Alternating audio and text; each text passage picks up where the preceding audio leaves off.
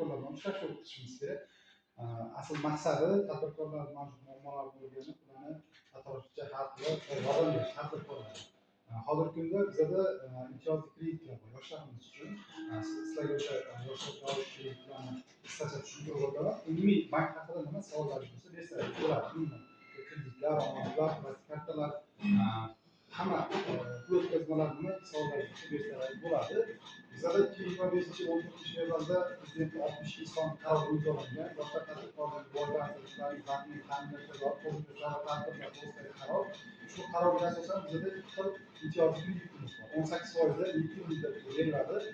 Asosiy shartlari ishsiz yosh bo'lishi kerak. 18 yoshdan 30 yoshgacha bo'lgan ishsiz yoshlarga ajratiladi. Bu kreditimiz hozirgi kunda jismoniy shaxslar uchun ya'ni 100 million so'mgacha beriladi.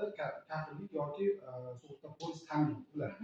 O'zimiz bank degan faoliyat turlari bor 70 ta. O'sha faoliyat bo'yicha o'zimiz bank qiladi va shu faoliyat bo'yicha nimadir tadbirkorlik qilmoqchi bo'lsa, bemalol kredit olsa bo'ladi 100 milliongacha. Bundan tashqari yakka tartibdagi tadbirkorlarimiz va yuridik shaxslarimiz uchun ham shu ajratiladi. 10 milliard so'mgacha 14% dan 7 yilgacha 2 yil imtiyoz davri bilan beriladi. Nima savollaringiz bo'lsa bersangiz bo'ladi.